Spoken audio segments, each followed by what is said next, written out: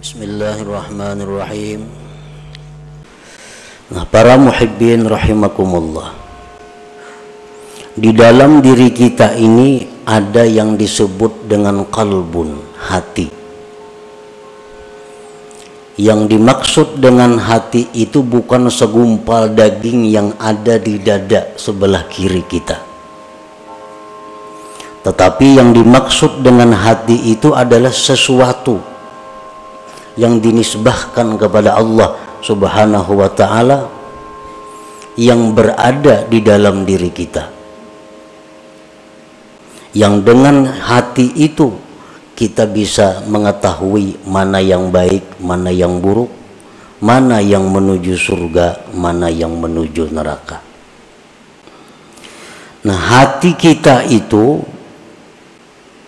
apabila baik, maka baiklah seluruh anggota tubuh kita. Tetapi bila hati kita ini rusak, maka rusaklah seluruh anggota tubuh kita. Imam Ahmad bin Athaillah menyebutkan di dalam hikmah yang ke-12 ini adalah tentang hati yang rusak. Hati yang rusak itu adalah hati yang seringkali lupa kepada Allah. Hati yang hanya memikirkan kepentingan-kepentingan sesaat, namun melupakan akibat. Nah, ini hati yang rusak. Dan hati yang rusak inilah yang ada pada diri kebanyakan kita. Hati yang demikian yang rusak itu kalau ingin selamat maka mesti diobati,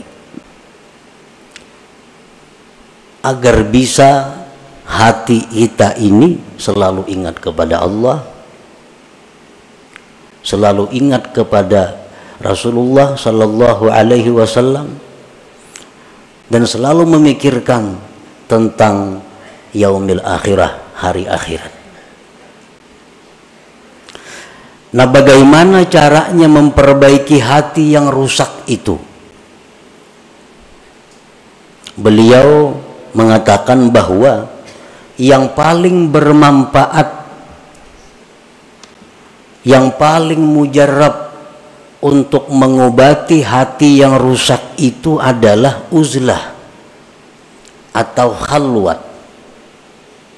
Artinya menjauh daripada manusia, menyendiri, tetapi disertai dengan tafakkur. Dengan kita menyendiri dan tafakkur, maka hati yang rusak tadi diharapkan bisa baik. Nah, itu yang dimaksud di dalam hikmah yang ke-12 ini. La khaira fi uzlatin ay khalwatin la tafakkura fiha wala nuhuda li tafakkurin la uzlata ma'aha. Tidak ada kebaikan pada uzlah, khalwat, yang tidak ada tafakkur padanya. Kita menyendiri, mengasingkan diri daripada manusia, tapi kada ada tafakkur. Nah, maka itu uzlah, tidak ada kebaikannya.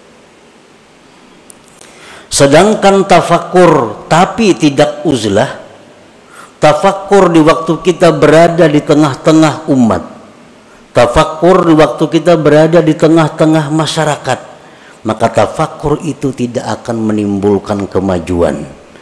Tafakkur itu tidak akan murni, tafakkur itu tidak akan bersih, sehingga tidak sesuai saat yang diharapkan dengan tafakkur itu.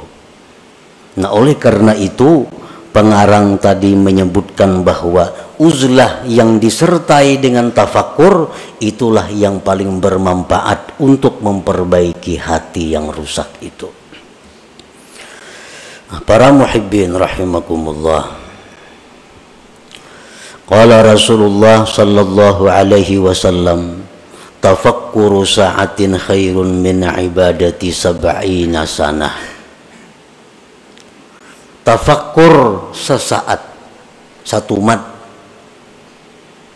itu di sisi Allah lebih baik nilainya, pahalanya daripada ibadah kita selama 70 tahun yang tidak ada tafakkurnya. Kita beribadah, misal ibadah apa, tapi kan ada tafakkurnya 70 tahun, maka harganya lebih mahal tafakkur sesaat di sisi Allah Subhanahu wa ta'ala. Li'anna bihi yasidul abdu ila ma'rifati haqa'iqil asya wa ila ta'zimillah ta'ala wa ta'zimi kulli ma yurdi. Karena dengan tafakkur itu sampailah seorang hamba kepada mengenali hakikat-hakikat sesuatu. Dengan tafakkur itu seseorang bisa mengagungkan Allah. Dengan tafakkur itu dia bisa mengagungkan tiap-tiap sesuatu yang membuat ridhanya Allah. Nah, para muhibbin rahimakumullah, apa yang pertama tafakkur itu? Apa yang pertama mesti kita pikirkan? Yang pertama kita pikirkan adalah diri kita. Karena man arafa nafsah arafa rabbah. Barang siapa yang mengenali, mengetahui dirinya, maka dia akan mengenali, mengetahui Tuhannya. Nah, jadi yang pertama kita tafakkur, yang pertama kita renungkan adalah diri kita. Apa yang kita renungkan dari diri kita? Nah, yang pertama yang kita renungkan dari diri kita adalah limadza khuliqtu. Limadza khuliqtu. Untuk apa aku ini diciptakan Allah? Nah, itu yang pertama. Di waktu kita khalwat, di waktu kita sendiri, di waktu kita mengasingkan daripada manusia, kita tafakkur, kita berpikir, limadza khuliqtu, untuk apa aku ini diciptakan Allah? Dulunya kadada, sekarang ada. Untuk apa aku diadakan oleh Allah ini? Nah, itu yang perlu kita gali daripada diri kita. Itu yang perlu kita mantapkan daripada diri kita. Untuk apa kita dicipta oleh Allah? Sebahagian manusia ada yang merasa bahwa dia hidup itu untuk mengumpul harta. Dia beranggapan bahwa dia diciptakan Allah hanya untuk mengumpul harta. Sehingga sebagian besar waktunya dihabiskannya untuk mengumpul harta.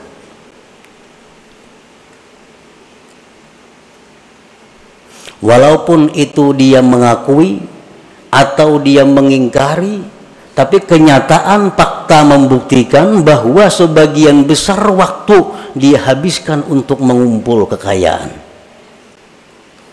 Itu secara kada langsung bahwa dia mengakui bahwa aku dicipta untuk mengumpul harta.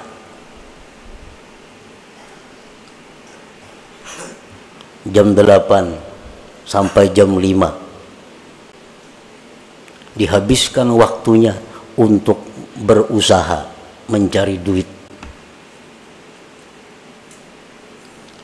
Kena malam kauyuhan guring, bangun kena pukul 7. Nah, orang semacam ini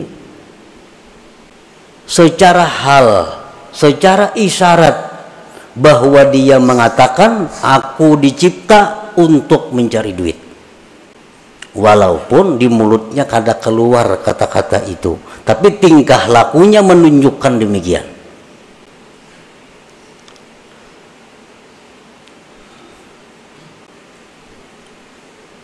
Nah, itu yang kita renungi.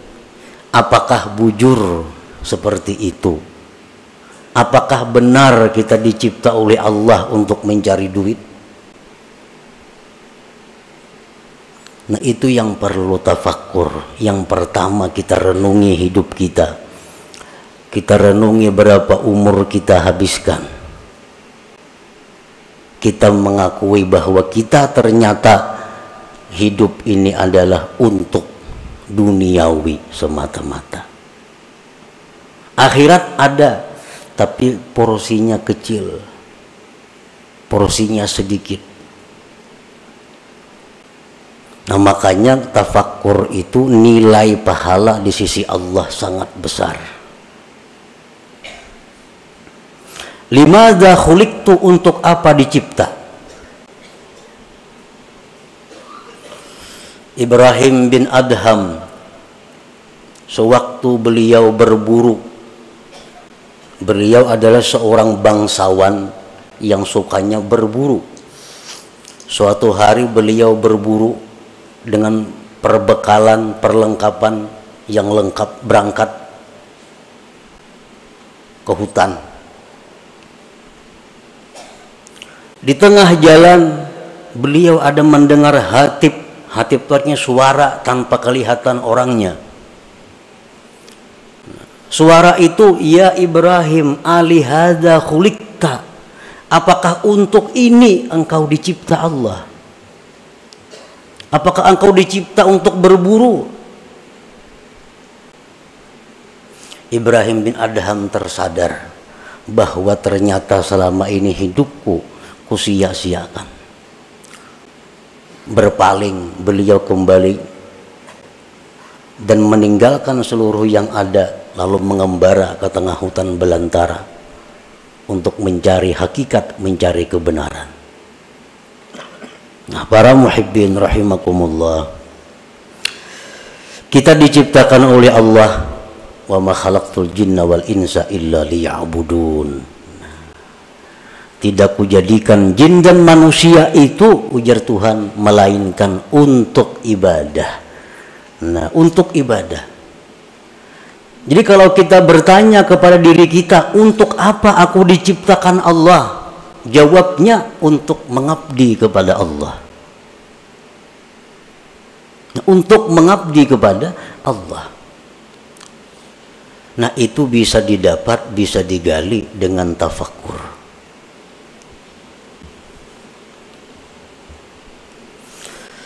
Nah, berhubung ibadah ini ada yang memerlukan sarana-sarana, ibadah ini ada memerlukan dana-dana, lalu dicarilah usaha, dicarilah duit, dicarilah makanan, dicarilah pakaian, dicarilah tempat tinggal. Supaya apa semuanya itu? Supaya bisa nyaman dan terus-menerus beribadah kepada Allah.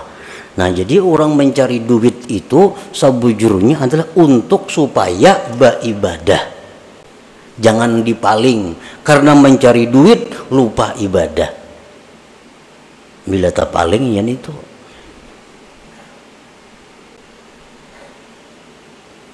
Nah, jadi yang pertama tafakkur itu dulu. Kita mengenali diri kita, tugas kita apa? Ternyata tugas kita hanya satu, adalah mengabdi kepada Allah. Tidak ada yang lain. Allah kadang memberi tugas kepada kita untuk mencari duit.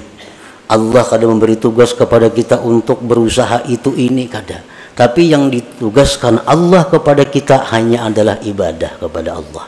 Dan Allah menjamin dalam banyak ayat di Al-Quran bahwa Allah akan memberikan rezeki, memberikan kecukupan kepada mereka-mereka yang ingin beribadah kepada Allah.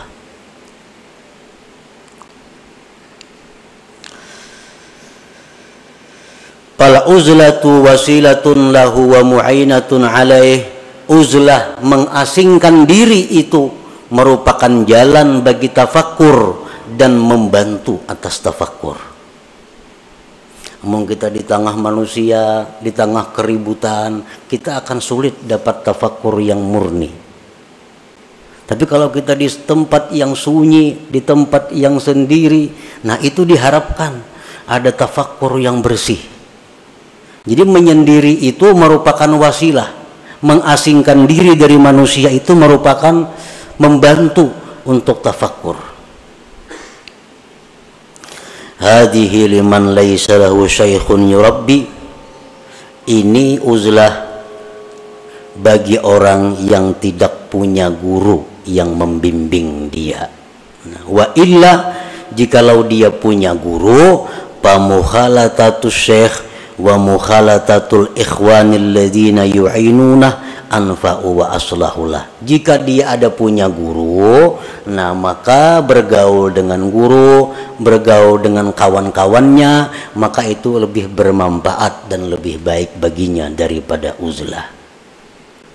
Jadi uzlah supaya bisa tafakur, ini untuk orang-orang yang menuju jalan Allah, tidak di bawah bimbingan guru yang tertentu. Kalau orang itu ada punya guru tertentu, maka semajlis dengan guru itu lebih baik baginya. Bergaul dengan guru itu lebih baik baginya, lebih bermanfaat baginya.